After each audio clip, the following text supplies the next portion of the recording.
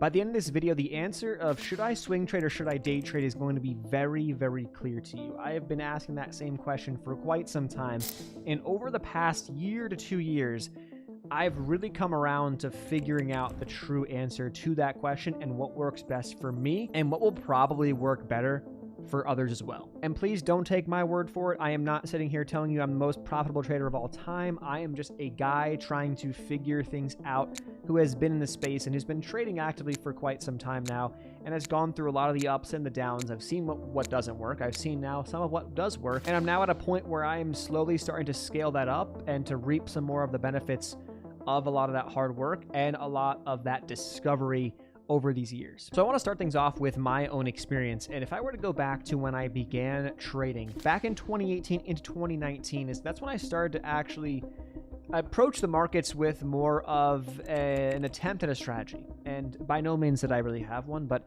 I thought I did. And into 2019, I came across a group and I eventually found a little bit of a community, and we got caught up in swing trading small cap stocks. And the reason why was because at the time, 2019 into 2020, there was a very repeatable process, it seemed like, that was working quite well. That has since stopped working. It does not work the same way as it used to. Bits and pieces, I'm sure, are there, but it does not work the same way as it used to. And it was really a product of the bull market that we were in during those periods.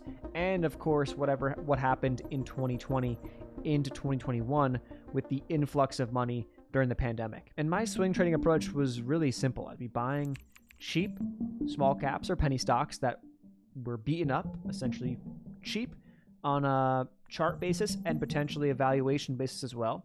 Although many of them were to go bankrupt or go to zero eventually, but I would only trade them and I only would hold them for a short period of time. I wouldn't hold them for months and years. That wasn't the plan at all. And they would spike at some point. I would get out, maybe make 50%, 100%, 200% sometimes on these individual trades. Now, did I go with my entire account? No, I associated a small piece of the account, managed my risks. There were losers as well. And over time, it was making me some good money. I was like, wow, this is actually really good. Seems to be repeatable. It seems like we can replicate this. At the time, I dipped my toes into the day trading side, but I never found the same consistency. And I was like, man, well, I'm not going to day trade. If that's not working, I'm just not going to do that. I'm just going to swing trade. Screw the day trade side. Leave that alone. Fast forward a couple of years, the swing trade side of things did not work out the same way. It made me some good money, and then we had the backside of that market, and I didn't know what to do. I couldn't adjust to it properly. I didn't short at the time, and I was not sure, how to capitalize. So I started to think about day trading again. And that kind of fast forwards me to where I'm kind of at today, where I began that day trading process and I would day trade.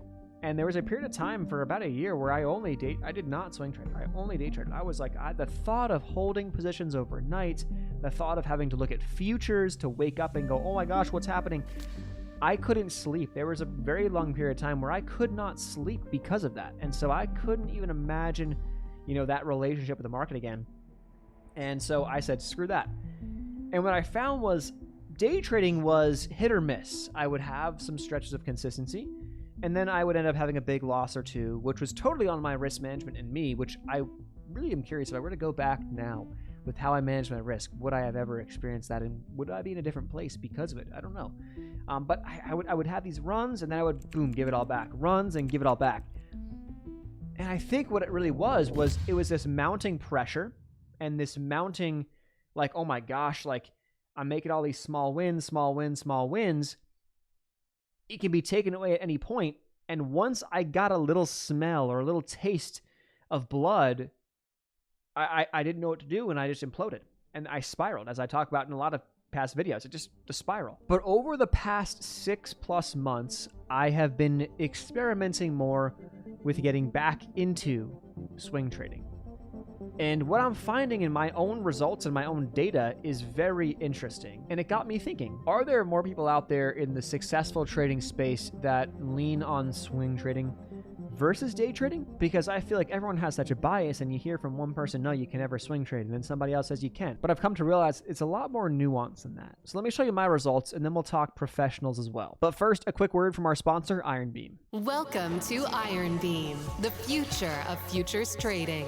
With our cutting-edge chart trading feature and 300 plus indicators, you can now trade directly off the chart anytime, anywhere. Delivering seamless trading across all platforms, the Iron Beam journey is supported by 24-hour trader support, low day trade margins, and no account minimums. Iron Beam brings the future into the present. Join now and augment your trading experience. Okay, so going into my TradeZella data, what we are looking at right now is the different time frames that I have traded on. And this is over the past 10 months or so. What I've come to find is that it's a very blatantly obvious situation that we have developing here. It is night and day.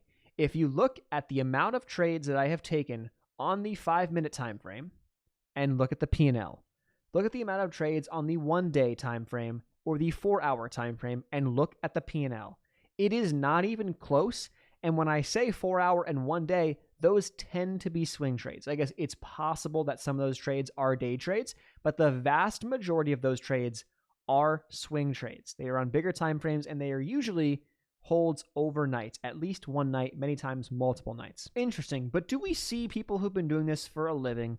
Do we see them also have similar results? I don't know if you've seen that study as well, like an official study by a university in the US, and they have checked like all the day trading data they got from Brazilian traders, and what they have seen is that there's a 100% failure rate over X amount of time. That's an official study that can be Googled. It's not. I'm not saying that. I am just quoting that study, right? We like it. We like this. Now, of course, I could be handpicking this guy as well, but what I think is very interesting here is what I've noticed on prop firms is that some prop firms will change their rules. And the reason why I mentioned this guy is because he's done quite well in the prop firm space. And the interesting component is that some prop firms have changed their rules to where you can no longer hold positions, or they will not allow you to hold positions more than 24 hours or more than 3 days in certain situations or for certain asset classes. For example, one prop firm that I was looking at or that I've used all of a sudden changed their rules to where you can no longer hold crypto trades for more than 24 hours. And I thought to myself, that's very interesting because almost all of my crypto trades that I've taken are over a 24-hour hold. Not all, but almost all. And like, that's really interesting. So why would they be doing that? It's not because they think that that's better for us. It's because it's better for them. If they know the data and that people are making a lot of money when they swing trade crypto or when they swing trade anything for more than a day or more than 2 days or more than 3 days, and it's hurting their bottom line because they're going to have to pay you out, then they're going to eliminate that if they can. And if they can do so quietly, even better. Think about it. They're not telling you that you can't day trade. They're telling you you can't swing trade. The guys who make money when you lose money are telling you you can't trade this way. Doesn't that raise a red flag? Diving deeper, in 2021, a man by the name of Mark Minervini, some of you may know him by the famous CNBC interview where he is asked, what does Upstart even do? Well, Upstart's up about 25% just in 4 days. That's a good-looking name, very powerful, very strong earnings. These stocks are What do they do? really I don't even know them. What do they do? Excuse me? What does Upstart do? Well, I'm sorry. What kind of company is it? Yeah, I'm not. You're breaking up. But Mark Minervini is famous for swing trading, and he achieved a 334% return in 2021 by swing trading and holding positions, with some leverage, of course, for big picture moves. He's not scalping on the 1 minute time frame. He's not looking at a 5-minute chart. He's looking at the big picture, 4 hour, 1 day, 1 week, the big picture time frames, and he is taking on large position size and making solid gains when they work and taking small losses when they don't work. Going one step further for more anecdotal data, if you just think about it, as this post on Reddit explains, when you dive down to the 1 minute charts, the 5-minute charts, you have just less volume in general. And depending upon the assets you're trading, there's just less volume, which could offer more volatility, which means that the randomness tends to increase on the smaller time frames. And so you're going to end up closer to break even if you can handle it, or if you spiral losing money on the smaller time frames, where you may be able to discern more of an edge on the bigger time frames when you're swing trading. So don't take my word or do. It's really up to you, but the simple way or the simple solution to knowing if swing trading is better than day trading is to track your data. Do what I did over the past 10 months and track time frames of when you trade and see for yourself on something like TradeZella or in your own logs. Just put it on a piece of paper or put it in a notebook. Log it for yourself, and over the course of the next 6 to 12 months, see how many swing trades you take, how many day trades you take, and how much money you make on day trades, swing trades, or lose. And if you're losing, if you lose less money on swing trades and you lose more on day trades, well then you at least know where you can start eliminating and cutting off the fat and trying to get yourself back towards break even or towards profitability. I'll leave a link to the sponsor and TradeZella where you can track everything down below. Hope it was helpful, and I'll see you guys in the next one. Peace.